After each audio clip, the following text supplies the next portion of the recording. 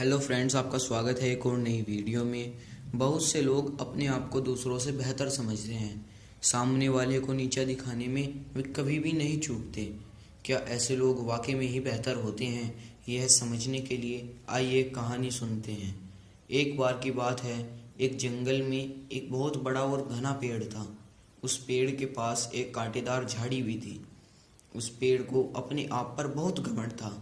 पेड़ हमेशा उस झाड़ी का मजाक उड़ाता और उसे नीचा दिखाने में कभी भी नहीं चूकता था। पेड़ ने एक दिन झाड़ी से कहा, मैं तुमसे बहुत ही बड़ा हूँ। मेरे पास बहुत से लोग आते हैं। वे मेरा फल भी खाते हैं और मेरी छाया में भी बैठते हैं। लेकिन तुम्हारे पास तो कोई भी नहीं आता।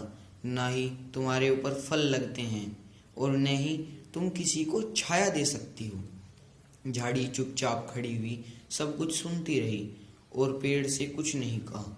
कुछ ही समय बाद उस पेड़ के पास कुछ लोग आए। उन लोगों को देखते ही पेड़ खुशी से झूम उठा और फिर से झाड़ी को नीचा दिखाने लगा। पेड़ के नीचे खड़े हुए उन लोगों ने पेड़ को आरी से काटना शुरू कर दिया। वह पेड़ मरने के डर से घबरा गया और उन लोगों से कहा, मैं तुम्हें फल देता हूँ, छाया देता हूँ और लकड़ी भी देता हूँ, लेकिन तुम फिर भी मुझे काट रहे हो। उन आदमियों ने पेड़ से कहा, हमें लकड़ी चाहिए इसलिए हम तुम्हें काट रहे हैं। यह देखकर झाड़ी पेड़ पर हंसने लगी और पेड़ से कहा, तुम्हें अपने आप पर कितना घमंड था। कुछ ही समय में तुम कटने वाले हो।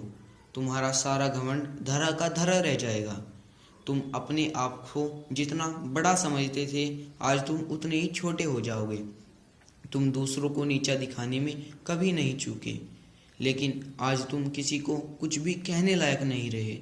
झाड़ी की बात सुनकर पेड़ को पछतावा हुआ और उसने झाड़ी से माफ़ी मांगी।